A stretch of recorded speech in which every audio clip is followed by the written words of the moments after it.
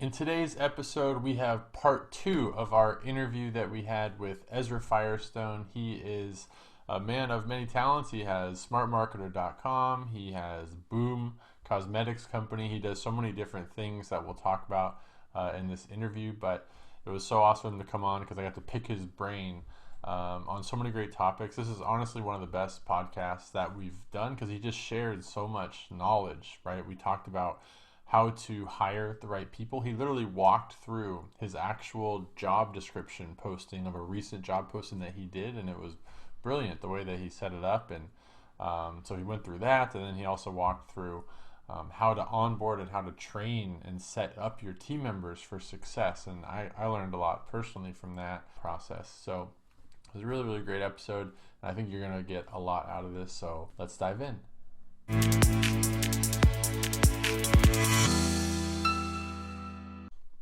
Hey guys, so today we are hanging out with Ezra Firestone from smartmarketer.com, and thank you for coming back on the show. Ezra, how are you doing today? I'm back. Hey man, I'm doing really good. Thank you so much for having me on. I love talking about business, talking about Amazon, talking about marketing. Um, really appreciate folks like you who are out there putting out value, helping merchants, helping sellers. So yeah, happy to be here and thank you. Yeah, no, thank you. And so yeah, last episode, that was episode 19, we dove really into your background, your story, how you got to where you are today. And so we'll kind of pick up where we left off and start diving into some different topics. But can you just give, like, for the recap, the 30-second overview of the different things that you're involved in, for even though Sure. most people already know all those things. Yeah, I built and sold a multi seven-figure Amazon business. I sold my equity January of 2019. I currently operate a 20 plus $1 million a year direct to consumer physical product company where I do my own manufacturing, marketing, support, all that stuff. I have an apps company for Shopify stores where we, extend the function of Shopify through applications that bolt onto your store and allow you to do cool stuff like building landing pages and sales funnels and upsells and things like that. And I have a company called Smart Marketer, which is an information publishing company. So we create courses and education on how to have digital business go better. Facebook ads, optimization, project management, Google, that kind of stuff. And they all kind of dovetail. I do it. I'm like mostly doing stuff, and then I document what I do and share that with business owners. And then any development that I am using myself, I open source to business owners through the app company. Yeah, it's crazy how much you've built. Like, it seems like there's so many different pots on the stove. When I listen to that, it like stresses me out. How do you manage all of those different things? Do you have different Well, teams on each one, or? it's fair. I have 100 people who work for me. I have 100 employees, so 100 plus. And so I've gotten really good at delegation, at team, at infrastructure, at scale, at process management. I started out as some guy on a couch in Brooklyn in a 300 square foot apartment doing it all myself. So I have really traveled the path of do-it-yourself entrepreneur to CEO who has team. And I go really deep before I go wide. So I didn't start Smart Marketer until Boom was up and running. I didn't start Zipify until Smart Marketer was up and running and had team and infrastructure and process and some of these things that like allow you to, handle multiple cycles. And another kind of reason I'm able to do what I do is like I'm no longer driving. I'm not on the road making the turn. I'm navigating. I'm talking to the people who are driving. I'm seeing what's coming up. When you're on the road, you can't see the mountains in the distance. I'm holding the container, the vision, figuring out what we're doing next, interfacing with my advertiser or my copywriter or my project manager or my social media director or whomever, giving them feedback, talking to them, but I'm not actually doing the things anymore.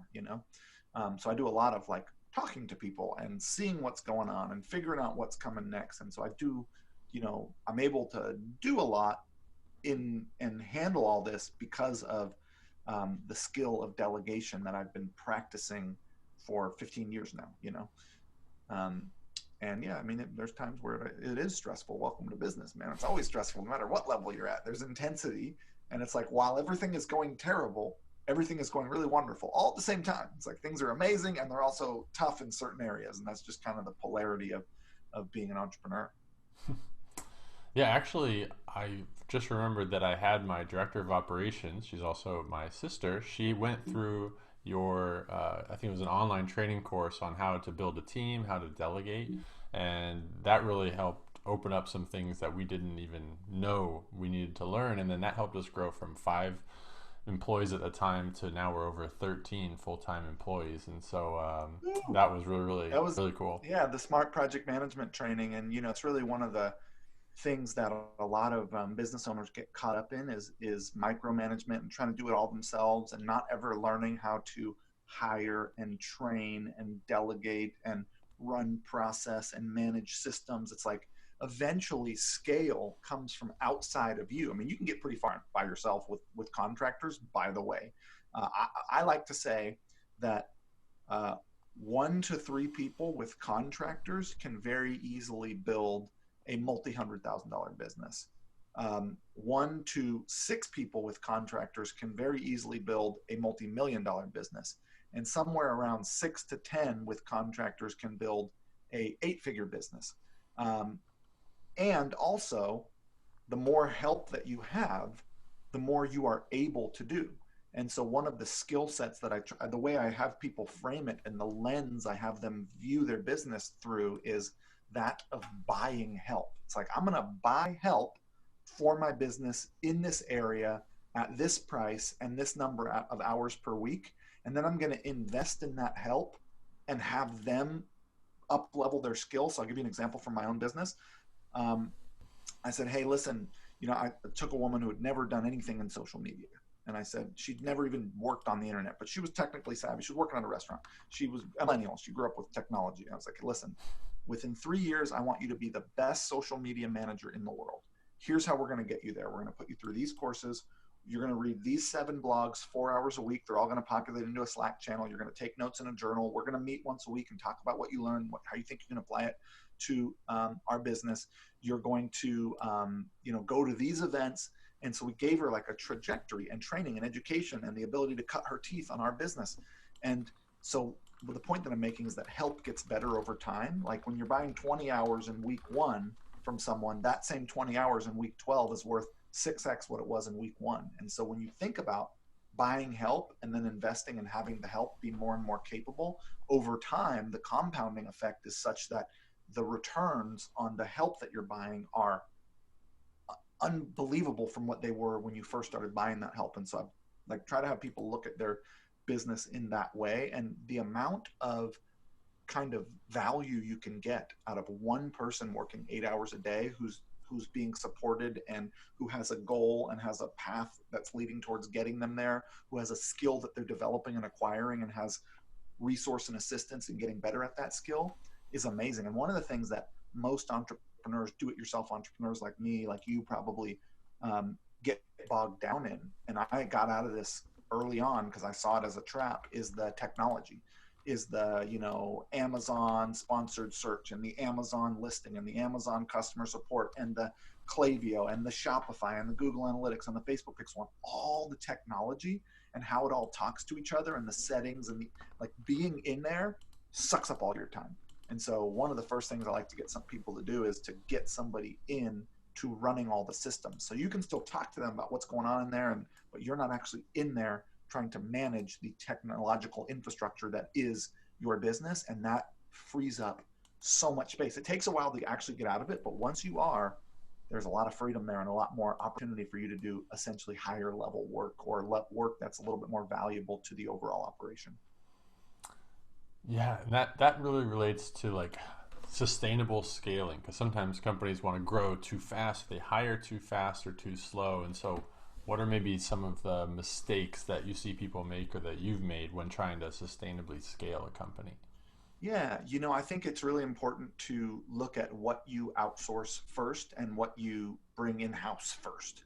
And so, one of the things that people try to do is to try to bring everything in house all at the same time. And then that's too overwhelming. Or they outsource everything and they never bring anything in house. And now they're really reliant upon outsourcers. And the problem with outsourcers, not really wonderful agencies like yours, who are really taking care of their clients and doing a good job, but like a lot of agencies just have a whole bunch of clients and all the work filters down to the lowest common denominator. If you don't have an agency like yours that has integrity, that's been in the trenches, that knows what they're doing, and those are hard to come by, you end up with work that's not that great, and nobody cares about your money as much as you do. So the first thing I would do is outsource customer support. You should not be doing that. Customer support for your products is not that difficult, and you can teach someone how to do it. Outsource that or hire that in-house, right? I like to bring things in-house. So get that one off your plate. Design, development, video editing, copywriting. Those are all things. Well, copywriting, you as the probably as the business owner, the vision behind the brand, the story, you're probably going to do that. But design, development, video editing, those things, you're not really going to bring those in-house quickly. Those are going to stay outsourced. But advertising, or operations and project management, or social media, or, and I'm not familiar because I have not been in the trenches of an Amazon brand in like a year and a half of what the actual ongoing cycles are, but it's like some of these things you want to bring in-house sooner because they are more valuable to the business. So for me, I always wanted to do, I'm an advertiser. I grew up advertising. I was a poker player, and then I became a Google advertiser in like 2005 and never looked back. So I always had the viewpoint that one of the skill sets that I wanted to really master and know how to do and learn and be, capable of in-house was advertising, because that's the fuel that drives the car of your business forward, right? So I wanted to be good at pouring that fuel properly so that the business could move forward. And so I always wanted that one in-house. So I bring that in-house first in a new business. I'm going to outsource customer support, but I'm going to insource advertising because I want to have that capability, or someone on my team to have that capability, who's really going to care, who's really going to monitor, who's really going to watch, who's really going to optimize it. So I don't think I answered your question. I'm kind of just rambling here, but I do think there's certain skills that you really want to own. For example, product. You should not be outsourcing product. You should be, as the CEO, deep in product. What are you selling? Why are you selling it? What value does it have? How does it fit into the overall, brand vision? Like, don't outsource product.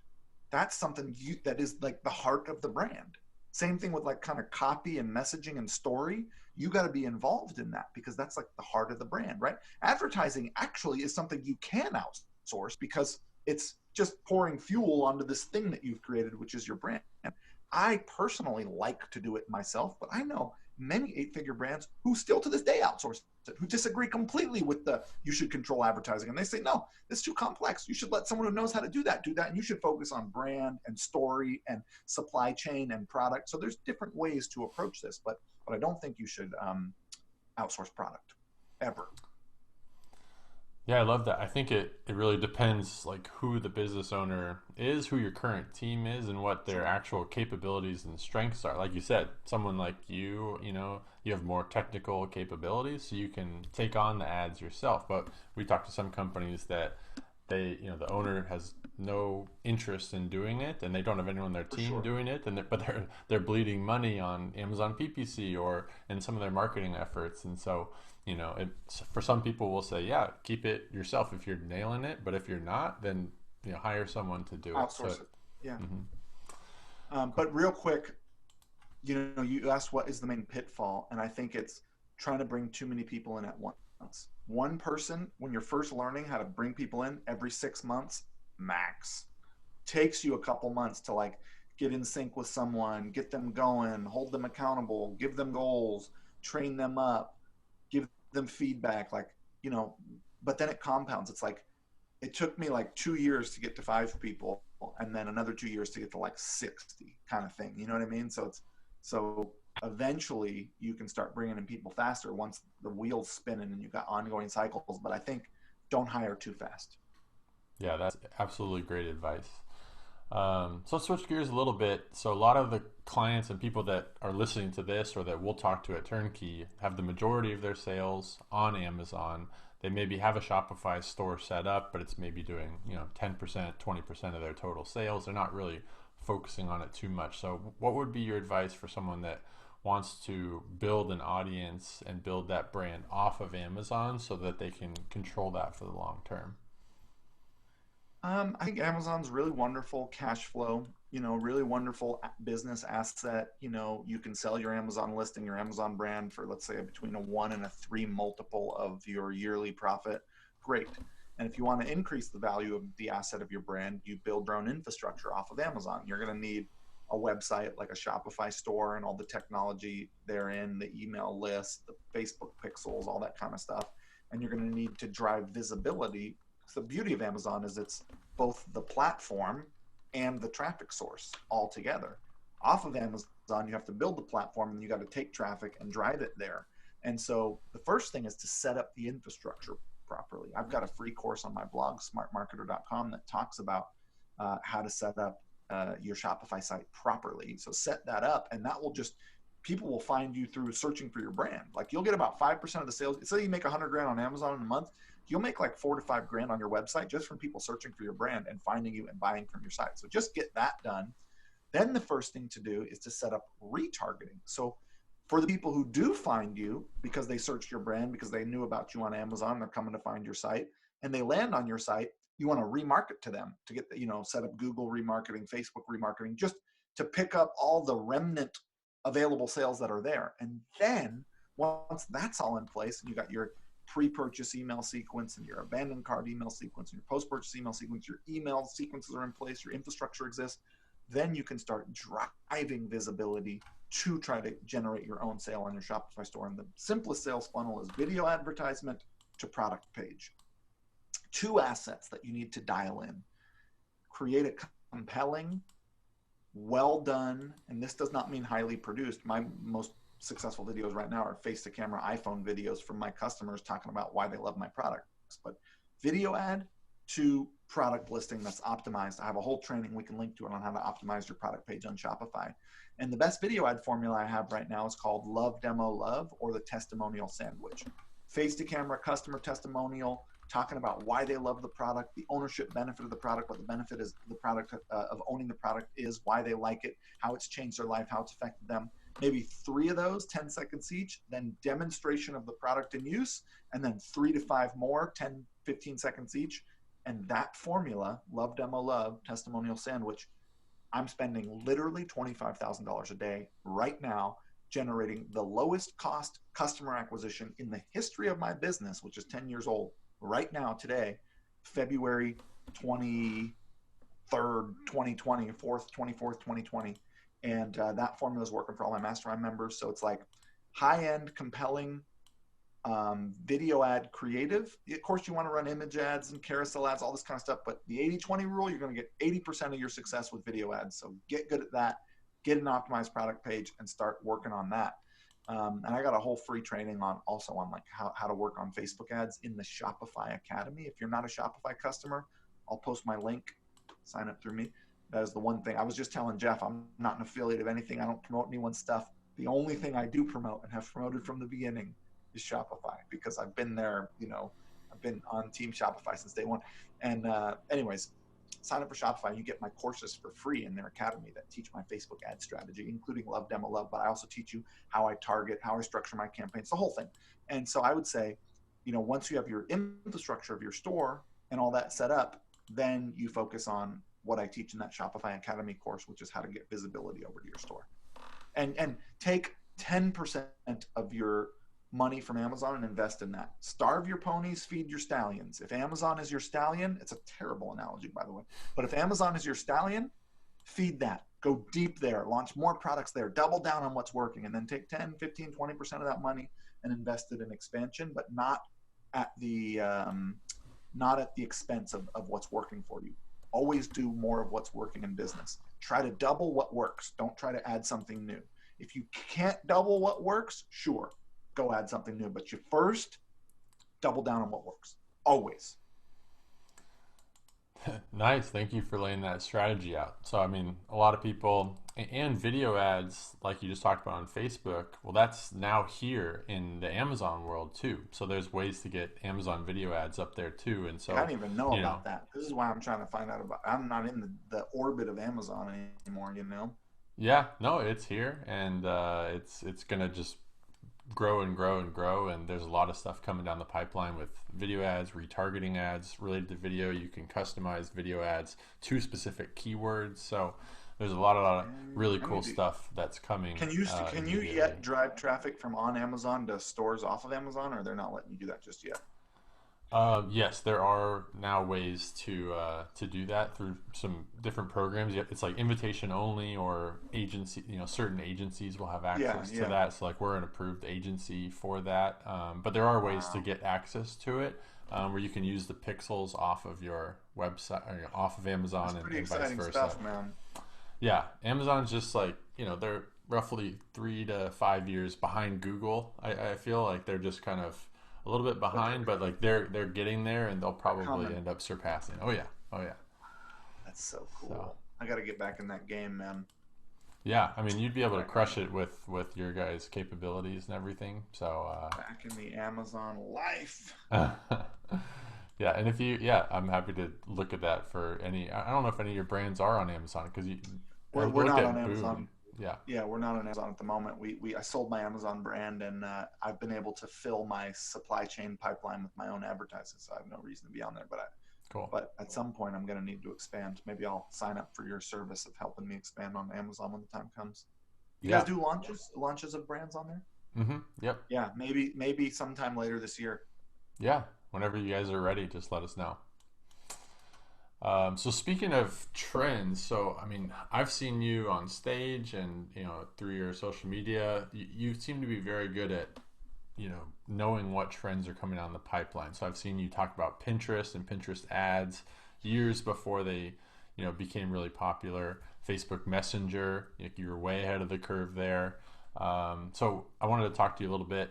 What trends do you see coming down the pipeline in the Well, next couple of years? you've seen the SMS revolution coming, right? You see everybody talking about SMS. That's Mm-hmm. one that's like a communication point between businesses and consumers that's going to continue to grow and be. I'm building an app in that space actually for Shopify merchants. So that's a good one.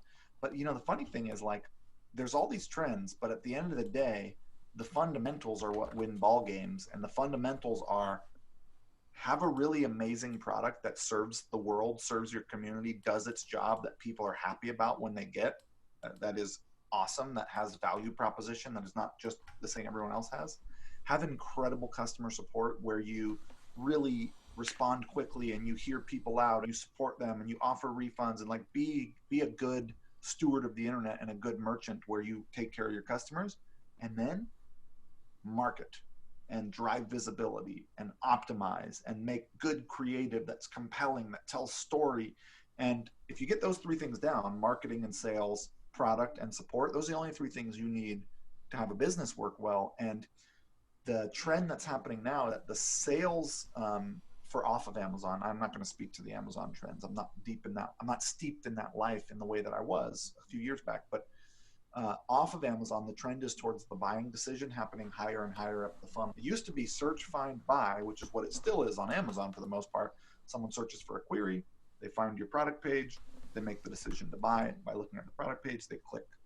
Now, further and further from the actual offer page, the decision to buy is made. It's being made with watching a video on social media, seeing a customer testimonial on YouTube, clicking a link to a blog post that's an article, that's a case study, testimonial story about someone who used a product.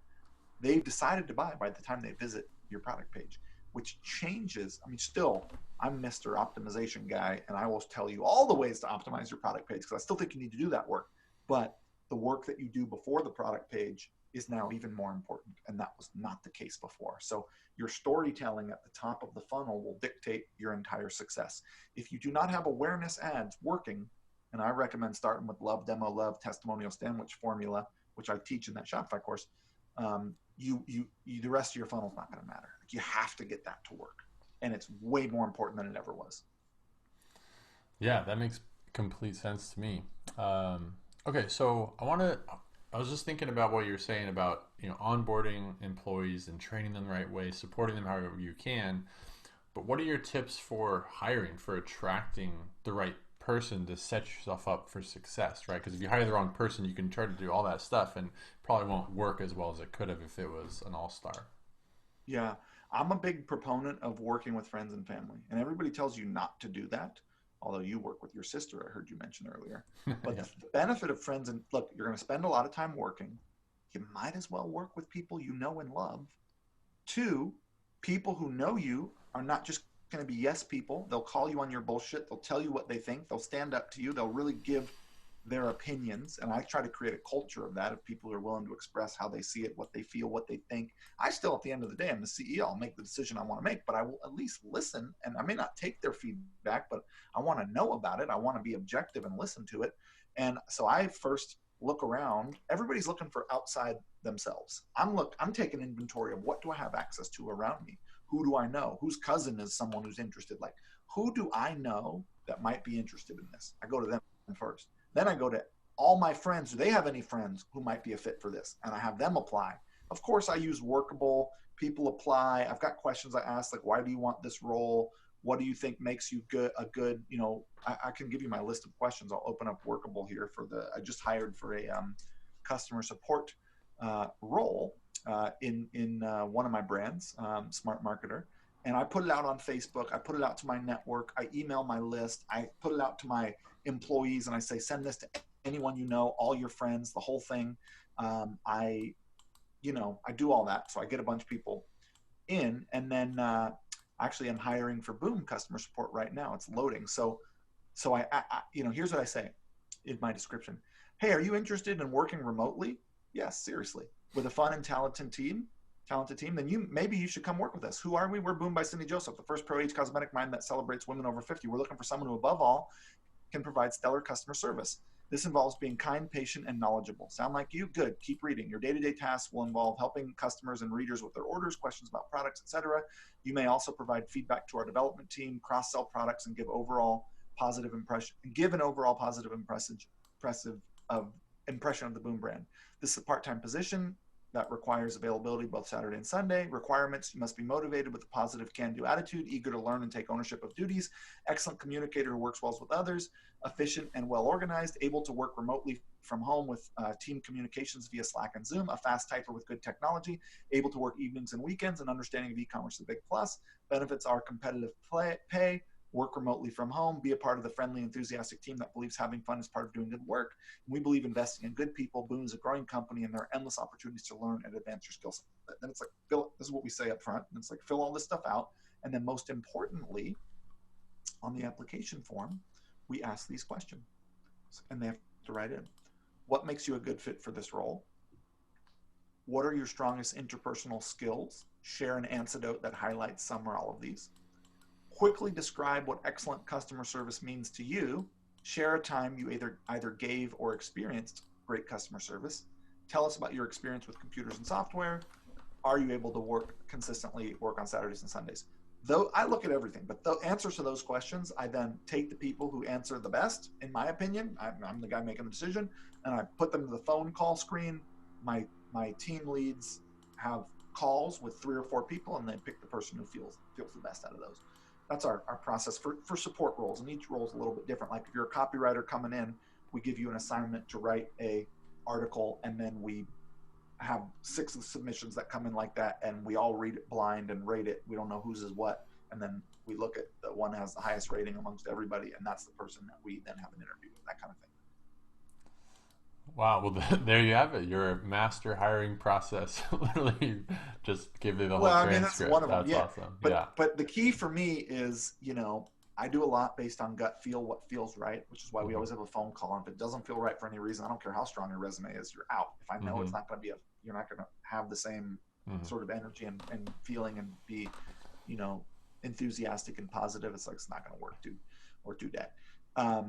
And yeah, I really go for community, friends of friends, family, friends of family. I mean, I really like, and it's cool because like I have now 6 husband-wife teams that work for different, some like a couple of them work for the same company, but a lot of them, like the wife will work for Boom and the husband will work for Zipify. And I've got like a couple of my cousins. I've got, a bunch of friends of people on the team. So it's just like, it really works for us in that way. And we're all virtual, so I've got people in California and New York and Ohio and all over. It's really, I really like that model of work with people that But it's not for everyone. If you're not up for communication, it's not going to work.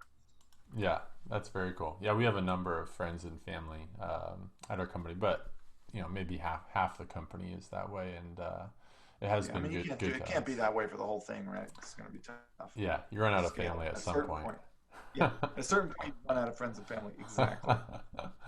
uh, so, because it sounds like you primarily started more in the physical product space, but then you went on to start Smart Marketer and selling courses and digital products. So, what helped make that transition smooth to be so Actually, I successful in Smart started. Marketer? Yeah, I started in the information publishing space as the CMO of a company that published courses on how to become a life coach. This was 2005 to 2008. So I learned about sales webinars and ebooks, and the first thing I learned how to do was sell information. And I grew up with my parents are teachers. I watched people selling information my whole life. They just do it in, relationship counselors, that kind of thing, in a room with people. So I've seen the information. I always figured I would sell information. Someone just came to my door here. I always figured at a certain point I would teach stuff, and actually started with that. And I was an educator in this life coaching business way back in '05 through really actually '09. But yeah, I mean, round about 2012, blogging had gotten real popular, and I wanted to participate because it looked like fun. And I started documenting my journey as an e-commerce merchant, and it turned out e-commerce was becoming a thing and people were interested in that. And then that got kind of popular, and a company called Digital Marketer reached out and said, hey man, you should teach a course for us. And I was like, look, I'm just a blogger guy. Like, I'm a business owner and I blog about my experience. Like, I'm not really your guy to teach a course. And they kept following up with me. I was like, well, I'll teach it. So I taught a course on uh, search engine optimization and Google AdWords driven drop shipping businesses using American suppliers, because Alibaba and AliExpress, stuff like that, didn't exist. It went double platinum. People loved it. And then I was like, okay, people were coming with me to change their lives. And I was like, okay, wow. I mean, like, there's appetite for this. People are finding it meaningful. It's resonating. I'm enjoying it. I'm going to just keep going in that direction. And I got really lucky to be one of the first e-commerce influencers that existed. Yeah, I'm sure there were people before me, but like, I was one of the first. I taught the first course for the Shopify Academy back in 2013. I just kind of now I just was one of the first people to really go mainstream as an influencer in the e-commerce space. As the influencer thing became a thing, it turned out I had built an audience, which is all it is when you're an influencer. You have an audience of people who follow you for a particular reason. They find you entertaining, they find your content valuable, whatever. And I had that, and it just kind of happened organically over time. And then as I got more sophisticated as a business owner, I figured out a way to monetize it that felt good, which was through coaching, events, masterminds, courses, and that kind of stuff. Wow. Yeah, that's awesome. Okay, this might be the last question. So, with building your team as large as it is, having so many different brands, how do you set goals with them as a team and hold them accountable to keep moving the needle forward, making sure they're on track, and so on? Yeah, I mean, look, the way our kind of overall ethos is have fun. You could die tomorrow. My business partner suddenly passed away. Like, you don't know how long you have. I'm not trying to be heavy or bring death into this whole thing, but it's like, if you're not having fun, what are you doing? What is the point of any of it? And that doesn't mean that you're not going to work hard, you're not going to push, but it's like, show up with a positive attitude, look to enjoy yourself, make it a party, like, try to have a good time. Make good stuff that serves the world, make truly good products, and be profitable, and in that order. And if you're doing that, no matter if you're 6 figures, 7 figures, 8 figures, you have won the game and you don't even realize it. It's not about how big you get. And then at a certain level, goals become very simple, because it's like each department, like, hey, we want to generate 1,000 new email leads a month, because we know that email leads correlate to business growth, because once someone's on our email list, we create content that they subscribe to and enjoy, and then they buy from us because they like us. So, all right, how are we going to do that? Well, we're going to launch 3 contests a month. We're going to do evergreen lead generation in this way. Like, we create the goals, and then our project managers and our team leads kind of hold themselves and the team accountable to make those happen. And I'm checking in and stuff like that. So goal setting is relative, and goals are right or wrong in relationship to what you're trying to do. And so yeah, I have all kinds of goals with my team. We're trying to get X number of reviews for our app store every month. We're trying to launch X number of new features every month. We're trying to create X pieces of blog content, video content each month. We're trying to get X number of ambassadors to make videos for us each month. We want to spend X amount of money on paid advertising each month. Like we have these goals and we're shooting for them. Then we're meeting on teams. How are we doing? Where are we in relationship to this thing? What can we do to get there? And we're trying to like have a good time with it. And then half the time we don't hit it and half the time we do, but it's like they're more there to gamify the experience of work and not because they really have any other, I mean, that helps a lot, but not because like we're stressing all crazy to meet our goals because, hey, we want to launch 4 products a year because the more products we launch, the more repeat business we have, the more repeat business that we have, the more stable we are, the more secure everyone's job is, the more valuable our business is. It's like, so I don't know if I'm answering your question about how do we come up with these goals. But we do have them. was that your question of how do we come up with them? Yeah, no, I mean that's great. So like you might, write them down, I'm guessing, somewhere and then check Yeah, make sure so you so check we in do, every quarter we or every meet, month. yeah, once a quarter we sit down, we look at what do we want to accomplish this quarter. We do it in 12-week sprints. Like what do we want to do in the next 12 weeks? We find that, and we definitely have a 5-year and 10-year plan and all that, but like we actually are doing things over the course of about 12 weeks is like the most we can actually plan out, and then things change. And so it's like, okay, once a quarter leadership team meets, we make a list of what we think would be fun to achieve in the next quarter. We prioritize it and then we set it into motion, and I think most people are only ever looking 5 feet in front of them. Once a week, you got to step back, top level Tuesday, look down and say, what's going on? Where are we in relationship to our goals? Are we still on the right trajectory? A couple hours a day for the CEO, a couple hours a week for the CEO should be top down. Yep. Perfect. Well, I think that's a great place to end it, and thank you for sharing that. So yeah, why don't you just tell Yeah, people man. where they can find you, what you got going on? I think the best place to go would be to smartmarketer.com. You can find my blog, find free courses and all that kind of stuff, or Ezra Firestone on Instagram. Instagram at Ezra Firestone is the happening social media channel at the moment. Would love to hang out there. And yeah, thanks for watching, Jeff. Thank you for having me on. Yeah, of course. Yeah, I definitely enjoy following your social media. It's not all business stuff. You post a lot of, your whole Mostly life. not business. Yeah, mostly not business, but you do share some awesome content, business-wise too. But Yeah. it's just cool to kind of track your journey from afar through that. So I highly recommend all of that. We'll link to everything in the show notes, guys, and definitely make sure you go take his free courses and all that stuff, And if you're especially if on you the need Smart Shopify. Marketer email list and you're watching this, Jeff Lever, turnkey product management, Amazon advertising, Amazon launches, anything you need in relationship to ongoing optimization or management of your Amazon business, check them out. Thank you, Ezra. I really appreciate it, man.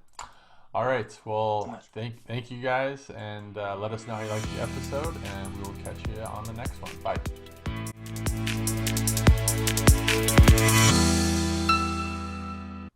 So a big thank you to Ezra Firestone for coming on the show. That was one of the best episodes I think we've ever done. Obviously, Ezra is a master of the off Amazon side of things, from Shopify to advertising to building and scaling a team. So definitely check out everything that we're linking to in the show notes that he talked about. He provided a lot of really, really great resources in there. And then also, if you're unable to focus on the off Amazon stuff that Ezra is talking about, because you might feel stuck in Amazon operations, or you're just not sure how to systematically scale Amazon so that it's growing on its own, so that you have time to focus on all the great stuff Ezra's talking about, then at Turnkey we have a lot of different ways that we can help you, depending on where you're at. So we have full service management, we have PPC management, we've got so many different things. We could coach you through it, but it depends where you're at. So I would recommend you just head over to turnkeyproductmanagement.com and let us know where you're at, so we can find what would be a good fit for you, and we'll find a way to help you scale to the next level in your business, and help you achieve the goals that you want for yourself. So thank you guys so much for listening, and we really appreciate your time. And a big thanks to Ezra Firestone for coming on the show.